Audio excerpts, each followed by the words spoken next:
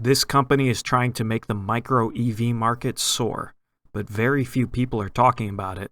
I can't say I've seen any major analysts talk about this stock, which is understandable for a penny stock, but it also makes me wonder if it's flying under the radar for a lot of investors. AYRO is an electric vehicle manufacturer focusing on small, non-road focused vehicles, such as their small trucks and vans for things like campuses and event usage. They're niche players in the small fleet vehicle market.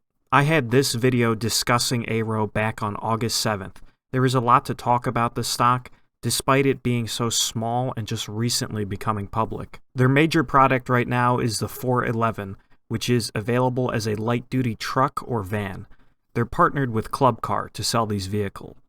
I'm unsure what the prices are for partners, but on Club Car's public website, the prices can get kind of insane. A base MSRP of $22,000 for a small flatbed is sort of ridiculous, especially considering they're using gel electric batteries. Back when I discussed AYRO initially, the company did do several things that impressed me. They had several major contracts, including Club Car and Gallery Carts, and they had a product that could actually be purchased. They had a factory and were making aggressive moves with their contracts. But as always, I'm very hesitant to ride hype waves and invest money into companies not currently making money. I've said this a million times, but these sorts of stocks will always be higher risk than established companies. I also wasn't a huge fan of the reverse merger with Dropcar, a company no one has ever heard of. But yes, IPOs are very expensive and difficult to pull off, which is why I do understand the other avenues for companies. At the time, the stock price was $4.17, and now after 70 days, it's sitting at $2.89. That's a huge drop, and if we look at the performance of the stock, we see it's had a pretty consistent decline. There was a lot of hype a few months back about many EV companies. Tons, even questionable ones, surged in price alongside Tesla's success. Although since mid-September, we've seen stability in the stock price. Nothing has been spiking. There hasn't been massive spikes here like we've seen before. And this isn't just more shares being issued, this is share value falling, as we can see from market cap charts. When I initially covered AYRO, there was a strange mix of many things to talk about, like the actual production of the vehicles and their factory, as well as the various contracts they had, but there was also a lot of sparsity on other subjects, like finances. As I said, AYRO went public via a reverse merger, and they had yet to make any major public releases. Since then, we've had Q2 earnings for the company and lots of other information released. The $600,000 contract I talked about in my previous video did pan out, although technically it's $584,000.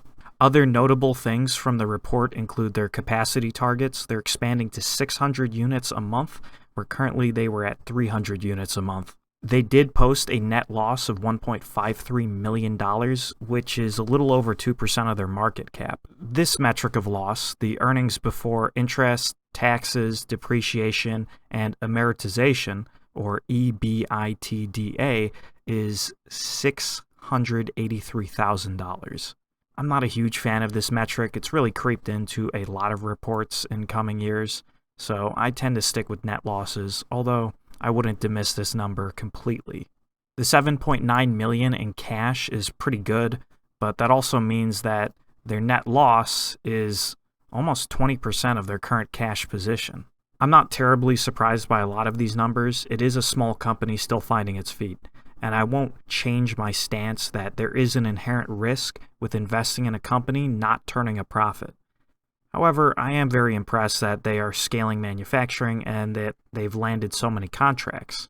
Just a few months ago, the only contracts we really had info on were Gallery Carts and Club Car. But in addition to Club Car, we also have this Autonomic relationship, the Circuits of America's relationship, and just recently they established a relationship with Karma Automotive. AYRO seems to really be going all out there and establishing contract after contract. They're certainly putting in the effort, and it does seem like many of these companies see something in them. Although I won't comment on these newer contracts until we get more details on their influence and how much they will actually affect the company. Although I imagine scaling up production does imply an increased demand. Funnily enough, I mentioned Karma Automotive in my previous video about Fisker. Karma bought a lot of things from Fisker during Fisker's bankruptcy auction and is essentially making an updated version of the Fisker Karma. It definitely looks interesting, but that's not the topic of discussion right now. This company is still very early in their development, and again, this is certainly a riskier stock than an established company. But I think they've made some really impressive things happen in such a short time span, especially considering the current viral situation. Many likely customers like universities or event locations are not doing mass gatherings. Yet AYRO hasn't really been beaten down to a position of extreme concern, and I do still think information on this stock is rather sparse. They don't have much of an online presence on social media or video platforms. I see an old YouTube channel that bears their old brand of Austin Electric, but otherwise it can be hard to find videos of the vehicles even running. I respect their contract approach, but I think it would help if they had something as simple as an internet search lead to multiple pages for the company. There aren't tons and tons of details, and a simple video of a vehicle in motion can do a lot.